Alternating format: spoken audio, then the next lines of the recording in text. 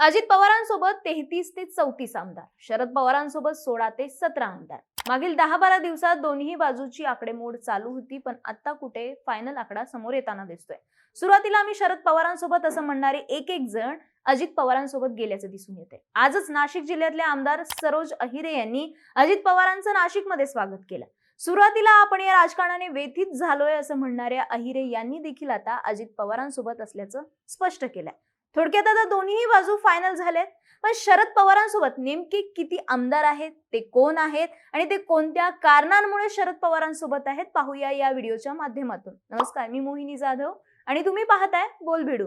शरद पवारांसोबत असलेले पहिले आमदार आहेत जयंत पाटील. जयंत पाटील हे राष्ट्रवादीचे प्रदेश अध्यक्ष आहेत. सांगली जिल्ह्यातल्या इस्लामपूर वाळवा विधानसभा मतदारसंघाचे ते लोकप्रतिनिधी आहेत. राजकारणाच्या सुरुवातीपासूनच जयंत पाटील हे शरद पवारांसोबत आहेत. सुरुवातीच्या काळात त्यांचा पक्षांतर्गत राजकीय स्पर्धा चालायची ते आर पाटील यांच्यासोबत. गेल्या 4 ते 5 वर्षांतली त्यांची पक्षांतर्गत स्पर्धा मात्र अजित पवारांसोबत रंगलेली दिसून येत होती. अजित पवारांच्या बंडानंतर अजित पवार गटाच्या नेत्यांनी जयंत पाटलांचा उल्लेख बडवे असा केला. कार्यकाळ संपून देखील पदावर राहिल्याने रोष व्यक्त करण्यात आला होता. अजित पवार आणि जयंत पाटील असा सुप्त संघर्ष दिसून आला. जयंत पाटलांचा सुप्रिया सुळे गटात असलेला समावेश अशा अनेक गोष्टी चर्चेत होत्या. तरीही काही दिवसांपूर्वी जयंत पाटील अजित पवारांसोबत जातील अशा बातम्या प्रसिद्ध झाल्या होत्या.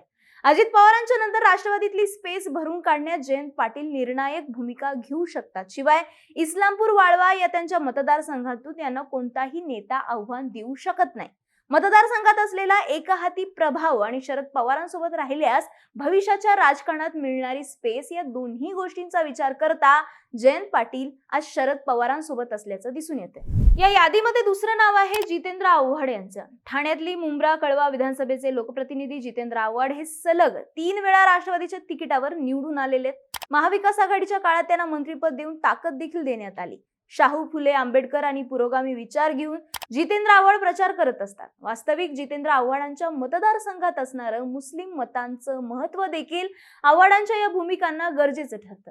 आजवर घेतलेल्या या वैचारिक भूमिकेमुळे जितेंद्र आव्हाडांना भाजपसोबत जाण्यास अडचणी येत आहेत. त्यातही अजित पवारांनंतर मोकळ्या झालेल्या जागेवर आव्हाडांची वर्णी लागलेली आहे. नाशिकची सभा ते पवारांचा दिल्ली दौरा आणि राहुल गांधींची भेट या प्रत्येक घडामोडींमध्ये जितेंद्र आव्हाड शरद पवारांसोबत दिसून आले होते. महाराष्ट्राच्या राजकारणात सध्या तरी काँग्रेस सोडून पुरोगामी विचारांची मांडणी करणारे मुख्य धारेतले नेते नाहीयेत. त्यातही जितेंद्र आव्हाड ओबीसी नेते देखील ठरतात. परिणामी लॉंग टर्म राजकारणातला हा स्पेस ओळखत वैचारिक भूमिकांना ठाम राहिल्यास जितेंद्र आव्हाड मोठी मजल मारू शकतात. मतदारसंघातली जुळवाजुळव आणि वैचारिक राजकारणातली मोकळी असलेली स्पेस या दोन्ही गोष्टी पाहता जितेंद्र आव्हाड आज शरद पवारांसोबत असलेले दिसून येत आहेत.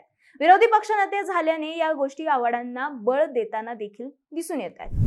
पवारांसोबत असणारे तिसरे आमदार आहेत ते म्हणजे रोहित पवार. एकीकडे काका, दुसरीकडे आजोबा, त्यामुळे रोहित पवार कोणती भूमिका घेतात याबद्दल अनेकांच्या मनात शंका होत्या. मात्र सुरुवातीपासूनच शरद पवारांकडे कल असणाऱ्या रोहित पवारांनी शरद पवारांसोबत राहणं पसंत केलं. त्यांच्या या निर्णयामागे देखील लॉंग टर्म राजकारणाचा विचार म्हणून पाहता येऊ शकतं. पवार घराण्याचा वारसा असल्याने शरद पवारांचा उत्तराधिकारी म्हणून समोर येण्यात रोहित पवारांना मोठा स्कोप आहे. त्यासोबत घराण्यात उभी फूट पडावी अशी इच्छा अजित पवारांची देखील नसणार आहे. कर्जत जामखेड मधून विजयी झालेल्या रोहित पवारांपुढे मात्र बऱ्याच अडचणी आहेत. एकतर राम शिंदेंना ताकद देण्यास भाजपने सुरुवात केली. रोहित पवारांनी ज्याप्रमाणे पवारांना सोडून गेलेल्या नेत्यांवर टीका केली आहे ते पाहता अजित पवार गटाचे नेतेच रोहित पवारांच्या पराभवाची फिल्डिंग लावताना दिसून येऊ शकतात. पराभवाची शक्यता असली तरीही रोहित पवारांनी घेतलेला पवित्रा नैसर्गिक तर ठरतो. शिवाय पवार घराण्याची नेक्स्ट जनरेशन म्हणून त्यांची भूमिका महत्वाची ठरते. शरद पवारांसोबत राहिलेल्याने अखेरपर्यंत निष्ठा ठेवल्याचा टॅग त्यांच्यावर राहतोच. शिवाय घराण्यामुळे नेतृत्व करण्याची शक्यता त्यांच्याकडे अधिक येते. भविष्यातला हा स्कोप पाहता रोहित पवारांनी शरद पवारांसोबतच राहणं पसंत केल्याचं दिसून येते. पवारांसोबत असणारे चौथे आमदार आहेत ते म्हणजे प्राजक्त तनपुरे. अजित पवार यांच्या बंडानंतर युवा नेते त्यांच्याकडे जातील अशा चर्चा होत्या. मात्र आपल्या पहिल्याच टर्म मध्ये आमदारांनी तब्बल 6 खात्यांचं राज्यमंत्रीपद मिळालेले नगर जिल्ह्यातील राहुरी विधानसभेचे प्राजक्त तनपुरे यांनी शरद पवारांसोबत राहण्याचा निर्णय घेतलाय. प्राजक्त तनपुरे यांना राष्ट्रवादी काँग्रेसने भाजपचे शिवाजीराव कर्डिले यांच्या विरोधात तिकीट दिलं होतं. तनपुरे यांनी देखील पक्षाचा विश्वास सार्थ ठरवत निवडणूक जिंकून आणली. त्यानंतर राज्यात महाविकास आघाडीचं सरकार आलं आणि प्राजक्त तनपुरेंना उच्च शिक्षण, ऊर्जा यांसह एकूण 6 खात्यांचं राज्यमंत्रीपद मिळालं. अजित पवारांच्या बंडानंतर आधी शरद पवार आणि मग अजित पवारांची भेट घेतल्याने तेही अजित पवारांसोबत जातील अशा चर्चा होत्या. मात्र तनपुरे यांनी आपण शरद पवारांसोबत थांबणार असं घोषित केलं. मतदारसंघातला थेट विरोध हा भाजपचा असल्याने अजित पवारांसोबत तनपुरे गेले असते तर तिकीट वाटपात त्यांचा बळी गेला असता असं बोललं जात आहे. मात्र त्याहून तनपुरे शरद पवारांसोबत असण्याची सर्वाधिक शक्यता आहे ती म्हणजे राष्ट्रवादीचे प्रदेशाध्यक्ष जयंत पाटील यांचे ते भाचे आहेत. जयंत पाटील गटाचे आमदार म्हणून ते ओळखले जातात. थोडक्यात जोपर्यंत जयंत पाटील शरद पवारांसोबत आहेत तोपर्यंत प्राजक्त तनपुरे शरद पवारांसोबत असतील. पवारांसोबत असणाऱ्या 5वे आमदार म्हणजे सुमन पाटील. तासगाव कवठे महाकाळ मतदारसंघाच्या आमदार असणाऱ्या सुमन पाटील या स्वर्गीय आर आबांच्या पत्नी आहेत. आबांच्या निधनानंतर 2015च्या पोटनिवडणुकीत आणि 2019च्या विधानसभा निवडणुकीत त्यांनी विजय मिळवला. शरद पवारांचे अत्यंत जवळचे मानले जाणारे आर आबा यांनी राष्ट्रवादी काँग्रेसमध्ये असताना गृहमंत्री, उपमुख्यमंत्री अशी महत्वाची पदं भूषवली. त्यामुळे सुमन पाटील या अजित दादांसोबत गेल्या असत्या तर जयंत पाटील यांनी तिथे सक्षम पर्याय उभा केला असता.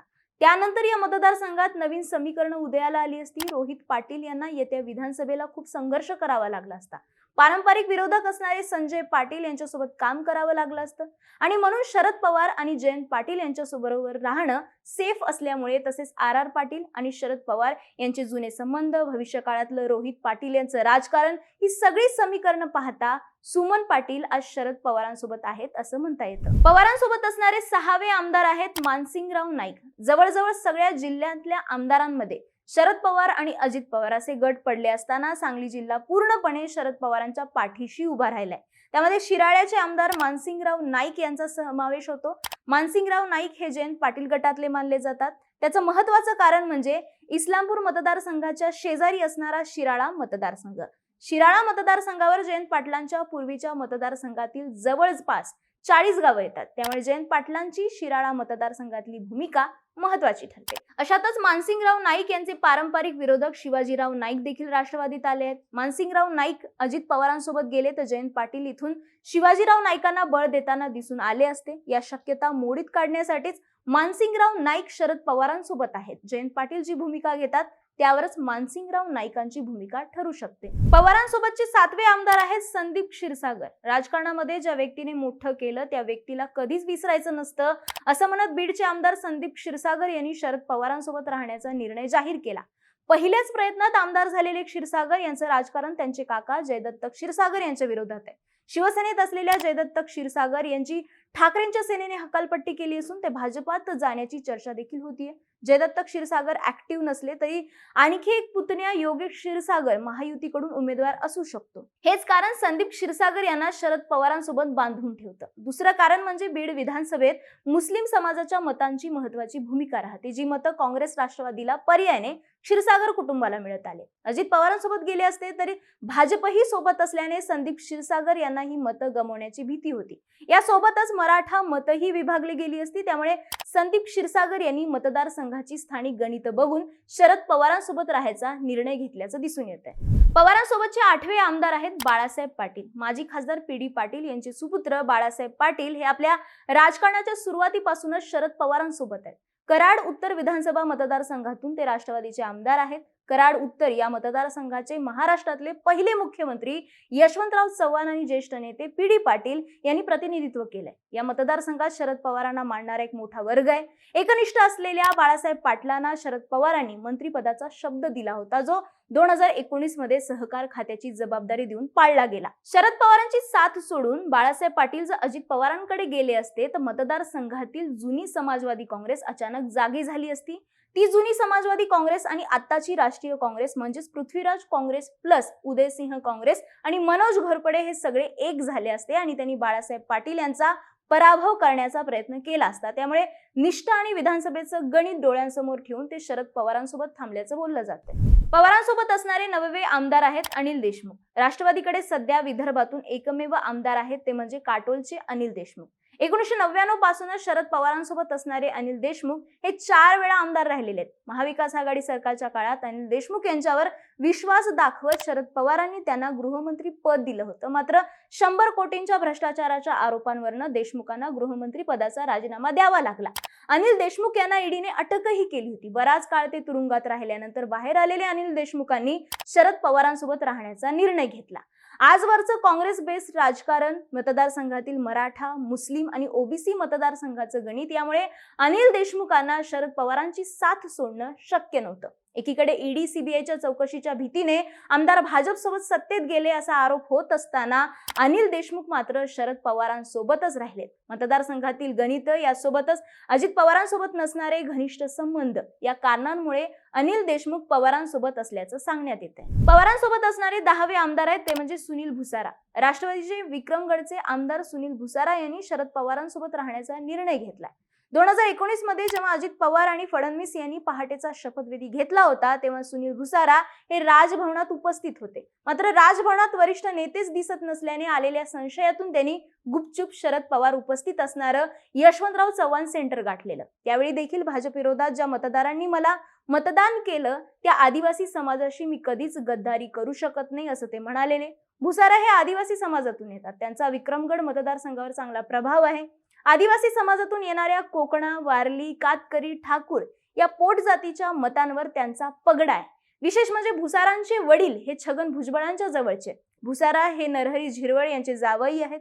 मतदारसंघातली गणित पाहता भुसारा सध्या तरी शरद पवारांसोबतच असल्याचं दिसतंय. पवारांसोबत असणारे 11वे आमदार आहेत दौलत दरोडा. ज्या मंत्रिमंडळात एकनाथ शिंदे मुख्यमंत्री असतील तिथे आम्ही जाणार नाही असं म्हणत शहापूरचे आमदार दौलत दरोडा यांनी शरद पवारांसोबत राहण्याचा निर्णय घेतला. खरं तर यामागे निष्ठेपेक्षा मतदारसंघातली गणित आहेत. मूळचे शिवसेनेचे असलेले दौलत दरोडा यांनी 2019 विधानसभा निवडणुकीच्या काळात राष्ट्रवादी काँग्रेसमध्ये प्रवेश केला होता.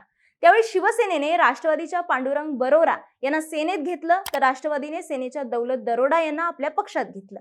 त्यावेळी एकनाथ शिंदेंमुळे सेनेत आपल्याला तिकीट मिळालं नाही, एकनाथ शिंदेंनी अन्याय केला या विचारातून ते राष्ट्रवादीत गेले, तेही अजित पवारांच्या मार्गदर्शनाखाली. पण आता अजितदादांसोबत शपथविधीला जाऊनही एकनाथ शिंदेंवर असलेल्या जुन्या रागामुळे त्यांनी पवारांसोबत राहण्याचा निर्णय घेतल्याचं सांगण्यात येते. पवारांसोबत असणारे 12वे आमदार आहेत राजेश टोपे. जालना जिल्ह्यातील घनसावंगी मतदारसंघाचे आमदार असणारे राजेश टोपे हे शरद पवारांचे निष्ठावंत समजले जातात. राष्ट्रवादी काँग्रेसच्या स्थापनेवेळी शरद पवारांसोबत असलेल्या मोजक्याच लोकांमध्ये टोपेंचे वडील अंकुशराव टोपे देखील होते. त्यांच्यानंतर राजकारणात आलेल्या राजेश टोपेंना राष्ट्रवादीत राहून गृहनिर्माण राज्यमंत्रीपद, उच्च व तंत्र शिक्षण मंत्रीपद, ऊर्जा मंत्री, आरोग्य मंत्री अशी महत्वाची खाती मिळाली आहेत. महाविकास आघाडी सरकारच्या काळात कोरोनाचं संकट आलेलं असताना आरोग्य मंत्री म्हणून राजेश टोपे फेमस झाले होते. अजित पवारांनी जेव्हा धरणांबाबत वादग्रस्त वक्तव्य केलं होतं तेव्हा पवारांनी ऊर्जा मंत्री खातं अजित पवारांकडून काढून घेऊन ते टोपेंना दिलं होतं. त्यामुळे पवारांचे विश्वासू अशी त्यांची ओळख बनत गेली.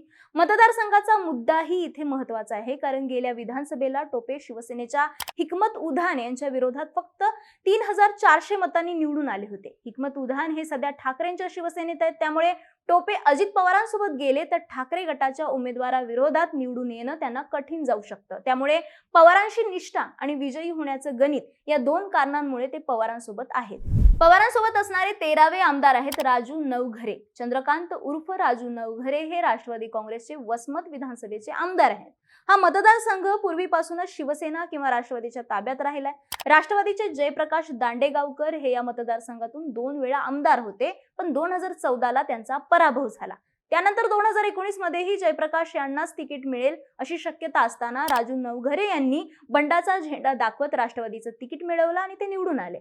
शरद पवारांनी स्वतः यामध्ये लक्ष घातलं होतं. आता अजित पवारांच्या बंडानंतर नवघरे जर अजित पवारांकडे गेले तर 2019ला शांत बसलेले माजी आमदार जयप्रकाश दांडेगावकर हे शरद पवार गटाकडून पुन्हा ऍक्टिव्ह होतील आणि नवघरे यांना विधानसभेला विजय मिळवणं अवघड होईल आणि यामुळे नवघरे यांनी आता शरद पवारांसोबत थांबायचा निर्णय घेतलाय. परंतु अजित दादांकडे जाऊन परत आलेले नवघरे अजूनही अजित पवारांकडे जातील अशा शक्यता स्थानिक पत्रकार व्यक्त करतायत. याच यादीत 14वे आमदार आहेत अशोक पवार. शिरूर हवेली मतदारसंघाचे आमदार असणारे अशोक पवार हे बंडानंतर अजित पवारांसोबत गेले, पण ते पुन्हा शरद पवारांकडे माघारी आले. त्यांच्या माघारी फिरण्यामागे महत्वाचं आहे ते त्यांच्या मतदारसंघाचं गणित. शिरूर पट्ट्यात शरद पवारांना मानणारा मोठा वर्ग आहे. 2019 मध्ये शरद पवारांच्या करिश्म्यावरच ते निवडून आलेत. त्यात आता राष्ट्रवादीतून भाजपमध्ये गेलेले प्रदीप कंद हे भाजपकडून इथे तयारी करतायत. त्यामुळे अजित पवार गटासोबत गेल्यास जागेचा संघर्ष निर्माण होऊ शकतो. पण या सगळ्यात त्यांचा कारखाना अडचणीत आहे, त्यामुळे ते अजित पवारांसोबत जाऊ शकतील असं मत स्थानिक पत्रकारांनी व्यक्त केलंय. याच यादीमध्ये 15वे आमदार आहेत चेतन तुपे. हडपसर विधानसभा मतदारसंघाचे आमदार असणारे चेतन तुपे हे शरद पवारांच्या सोबत आहेत, परंतु त्यांनी अजित पवारांची देखील भेट घेतली. त्यांच्या हडपसर भागात शरद पवारांचं वलय मोठं आहे, त्यामुळेच ते निवडून आले होते. गेल्या विधानसभेला चेतन तुपे हे फक्त 2800 मतांनी निवडून आले होते. भाजपचे योगेश टिळेकर यांनी त्यांना टफ फाईट दिली होती आणि त्यामुळे अजित दादांसोबत गेले तर चेतन तुपेंना जागा सुटेल की नाही याची भीती आहे. आणि जागा मिळालीच तर शरद पवार गटातून प्रशांत जगताप त्यांना फाईट देऊ शकतात. त्यामुळे चेतन तुपे पवारांसोबतच आहेत, परंतु ते देखील अजित पवार गटात जातील अशा शक्यता वर्तवल्या जात आहेत. थोडक्यात सध्या तरी विधानसभेचे हे 15 आमदार आज शरद पवारांसोबत आहेत. यातील अजून 3 आमदार देखील वेगळा निर्णय घेऊ शकतात असं बोललं जात आहे. आता या 15 आमदारांव्यतिरिक्त विधान परिषदेच्या 3 आमदारांना धरून शरद पवारांकडे एकूण 18 आमदार असल्याचं सांगितलं जात आहे. परिषदेच्या 3 आमदारांमध्ये सातारचे शशिकांत शिंदे, परभणीचे बाबाजानी दुराणी आणि एकनाथ खडसेंचा समावेश होतो. थोडक्यात शरद पवारांच्या राष्ट्रवादीचं विधानसभेतलं आजचं संख्याबळ 15 इतकं आहे. तुम्हाला काय वाटतं, हा आकडा अजून खाली येऊ शकतो का, की आणखी आमदार वाढतील? तुमचं मत कमेंट करून सांगा आणि अशाच माहितीपूर्ण व्हिडिओसाठी बोलबिडूच्या YouTube चॅनलला सबस्क्राईब करायला विसरू नका.